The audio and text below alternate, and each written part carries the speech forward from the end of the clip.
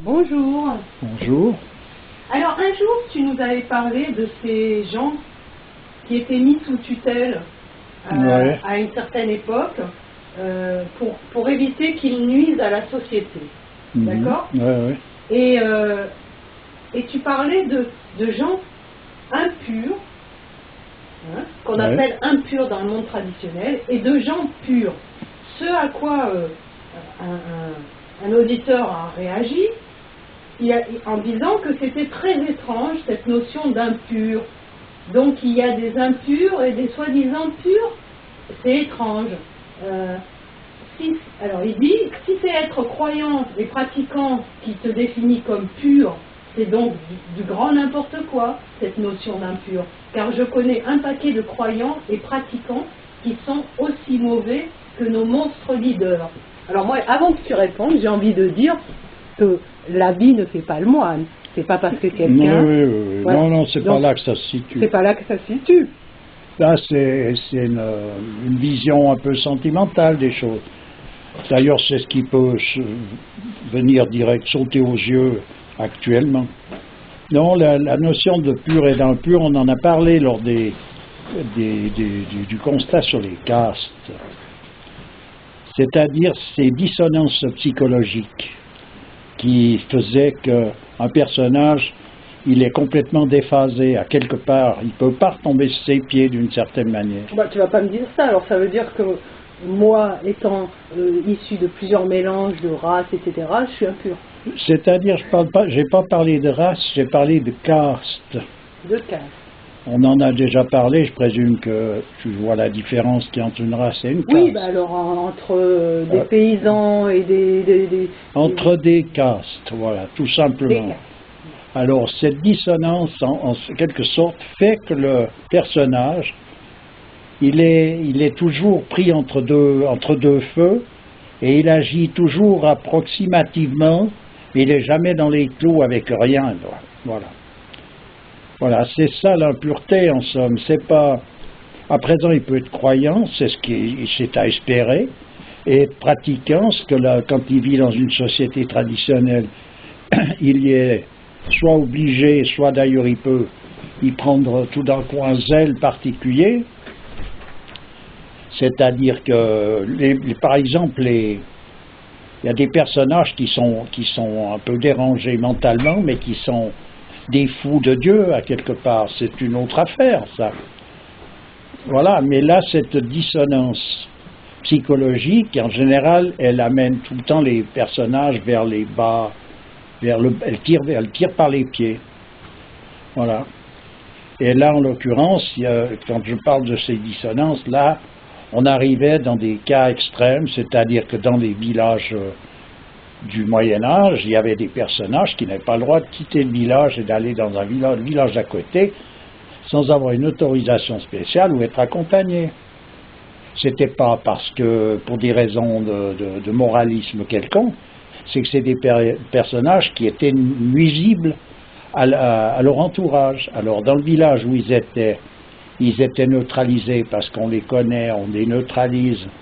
Il y a tout un contexte qui fait qui les empêche de nuire pour le bonheur de tout un chacun, et puis pour le leur d'ailleurs, par la même occasion. Mais quand ils changent de village, tout d'un coup, ils sont lâchés à eux-mêmes. C'est un peu comme si tu lâches le loup dans la bergerie. Je veux dire, c'est pas des choses à faire, ça va pas.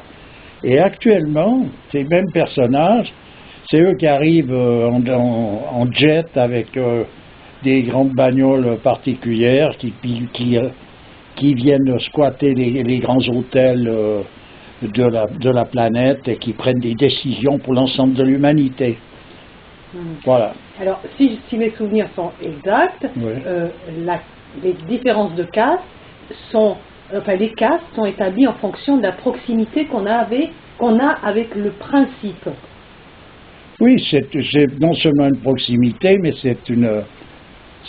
oui, c'est ça, ça correspond à une distance, à une position par rapport au principe, tout à fait. Mais que ça ne définissait en rien la valeur d'un homme, parce qu'il pouvait très bien y avoir quelqu'un d'une caste inférieur qui se retrouve plus près du principe dans sa manière d'être que quelqu'un de haute caste. Ah, mais il est clair que ça c'est évident, ça, c'est évident. Donc tout est subjectif Ah, finalement. mais c'est pas subjectif, c'est que c'est bel et bien, à un moment donné, c'est des vocations, chacun a une vocation. Alors la vocation, c'est que dans sa nature, il y a telle ou telle possibilité. À présent, sur le plan spirituel, tout peut être dépassé. Parce que là, on arrive dans le suprahumain, ce qui veut dire qu'il est clair qu'un Shudra ou un hors-caste, un personnage qui est complètement disparate, peut aboutir à la sainteté. Parce que c'est un autre cheminement. À partir du moment où il abandonne tout, donc il abandonne y compris sa position, ce qu'il aime pas, ce qu'il veut pas, il abandonne tout pour rejoindre Dieu. C'est plus un Shudra, c'est plus un Chandala, c'est autre chose, c'est fini, ça s'arrête là. Alors je ne comprends pas en quoi ça créerait une dissonance que quelqu'un issu d'une caste très inférieure, mais qui est dans sa manière d'être très proche du principe, pourquoi il ne pourrait pas être avec quelqu'un d'une caste supérieure qui est lui aussi proche du principe? Ça ne va pas comme ça, parce que c'est deux choses différentes. C'est deux choses différentes. Chacun a une vocation. Quand il s'agit de partir dans ce qu'on appellera ou de s'élever dans le suprahumain, on sort de toute considération. Donc il ne s'agit pas de s'approcher d'une caste supérieure. Ta caste, tu restes dans ta caste. D'ailleurs, il y avait un saint paria à qui le prêtre du temple l'invitait à entrer dans le temple, il n'a pas voulu. Il restait dehors parce que ça n'aurait pas permis à la caste des parias, ça n'aurait pas permis aux parias, c'est plus une caste, c'est hors caste, de rentrer dans tel temple brahman, etc. Il a refusé d'entrer. Parce que c'est une autre histoire. Comment est-ce qu'il faut dire ça? Oui, c'est une affaire de vocation. Un personnage, il a une vocation, il a un totem dans les animaux, c'est pas tout le monde qui peut faire ceci. C'est comme un musicien, c'est un musicien. Tout le monde ne peut pas être musicien, il faut en avoir la vocation pour ça, on est bien d'accord. Pour donner une image. Oui, ça veut dire que si tu me dis, oui, mais quelqu'un qui est de telle ou telle vocation peut très bien, en s'élevant, ceci, cela, il ne sera pas musicien pour autant. Oui. Il ne peut pas être musicien puisqu'il ne l'est pas. Oui, d'accord. Voilà. Alors, j'ai une question à te poser. Est-ce qu'un brahman peut être impur de la même manière? Mais bien sûr. Un brahman qui n'est pas à sa place, il n'est plus un brahman. Et puis un paria qui n'est pas à sa place, il n'est plus un paria. Mais ça peut être dans tous les sens. Hein. C'est-à-dire qu'un paria peut s'élever jusqu'au niveau de la sainteté et un brahman peut dégringoler jusqu'au plus bas. Ça c'est clair, c'est toujours possible ça. Donc, mais pas la descente. Elle est toujours facile, l'élévation, je te dis, ça fait partie du suprahumain. Donc la sainteté, c'est une grâce qui est offerte à certains personnages et que pour toucher ça, puis c'est très difficile de donner une explication là-dessus. Alors donc ce concept de pur et d'impur, est-ce que ça fait partie du libre arbitre ou de la destinée? C'est fait partie, disons que suivant le destin de quelqu'un, il correspond justement à son à un état de pureté ou d'impureté. À présent, le libre arbitre de quelqu'un qui est on peut être en train de garder les cochons et puis avoir un libre arbitre qui consiste à nous pousser à aimer Dieu et à tout faire pour lui plaire, ou bien on peut être le gardien du trésor royal et puis être dans une position où on fait tout en quelque sorte pour dégringoler. Voilà. Donc ce concept de pur et d'impur, c'est fonction de la destinée dans laquelle Dieu nous a mis. Voilà, le pur et impur, il ne s'agit pas de croyants et non-croyants. On peut être impur et en même temps croyant. Cette croyance nous amènera à cette purification. Mais je veux dire, il y a une tendance, il y a quelque chose, il y a des personnages qui se complaisent que dans des trucs, que dans l'illicite. Je veux dire, dans des choses que tous les autres rejettent. Donc c'est bien une prédisposition finalement. Oui, c'est une prédisposition, que ça se manifeste en tant que prédisposition. Donc c'est en fonction de ça qu'on aura à lutter. Donc il y a des gens qui viennent avec des atouts, c'est-à-dire ils viennent plus purs que d'autres. Donc on peut considérer ça comme des atouts. Et d'autres ils viennent avec des bâtons dans les roues parce que... Oui, mais ils ont toujours une compensation parce que Dieu il n'a pas d'injustice. Ce qui veut dire qu'il ne demande pas... celui qui vient avec des atouts, il ne faut pas qu'il les perde. Hein. Ouais. Tandis que celui qui vient qui n'en a pas, eh ben, parfois il peut juste en gagner, peut-être aussi. Tu comprends, on peut aussi l'avoir comme ça. Disons que oui, c'est plus facile, c'est plus difficile. Non, on ne peut pas dire que c'est plus facile de perdre que de gagner. C'est plus facile pour un brahman de tomber. Parce que il doit se maintenir dans sa position pour que sa position soit valide. Ouais. Tu comprends? Je ne sais pas comment... Oui, non, mais c'est plus facile de chuter que de gagner le paradis, de toute manière. Voilà, en tout cas, c'est des plans différents, ce qui veut dire qu'il ne faut pas s'embardoufler sur un plan sentimental. Mais il n'y a qu'à voir, quand je veux dire cette impureté, regarde on va en revenir aux personnages qui sont en ce moment, disons, les leaders de notre société. Oui. J'ai rien après eux en particulier. Qu'est-ce que je vais avoir après eux? Pour quelles raisons? Écoute, pour des raisons de... Ils nous mènent quand même à la catastrophe. Hein, oui, mais bon, ça, de toute façon, il faudra que la catastrophe arrive.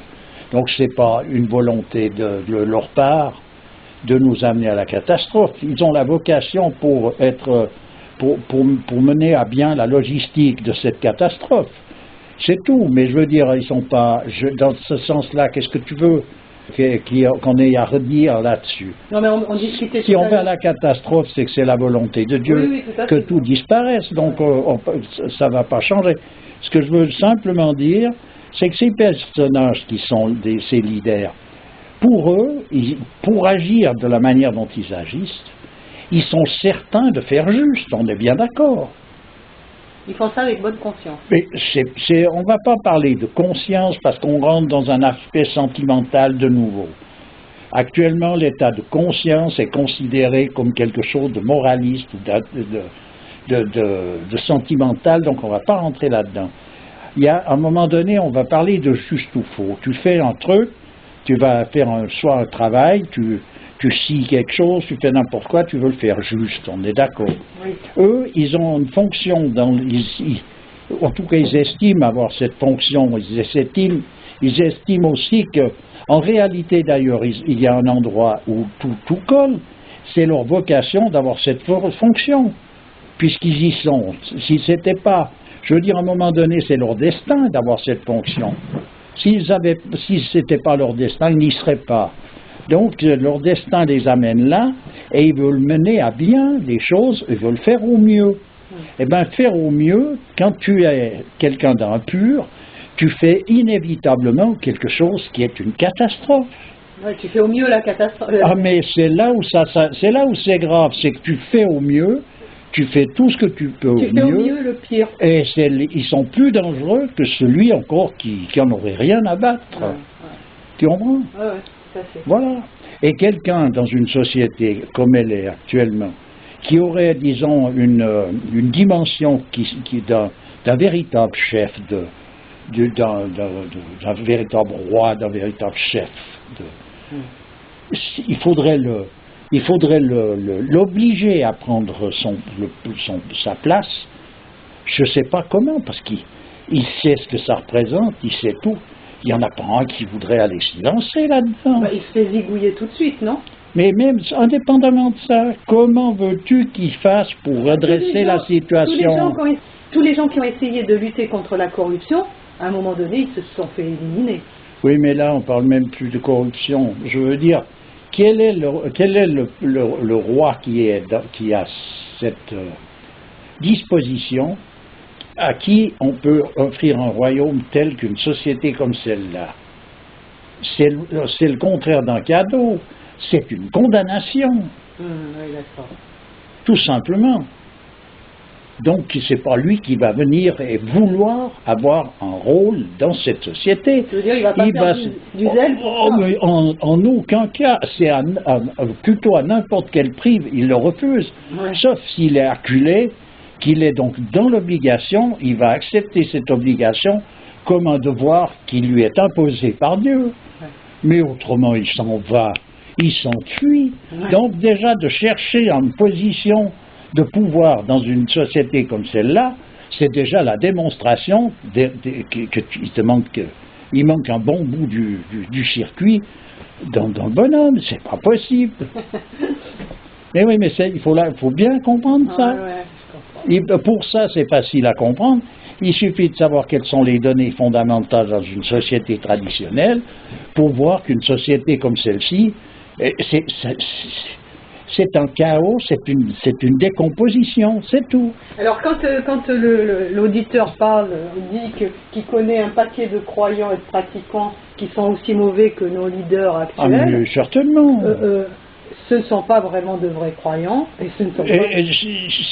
Attends, moi je ne vais pas juger de ça. Ce que je vais dire que même parmi nos leaders actuels, il y a certainement des gens croyants. Hein. De très bons croyants et très être croyant, c'est une position qui nous amène pas, je veux dire, qui nous amène bel et bien à quelque part, mais qui n'est pas une définition d'une parfaite honnêteté de la part du bonhomme. C'est pas une qualification d'être croyant, c'est ça que tu en dis.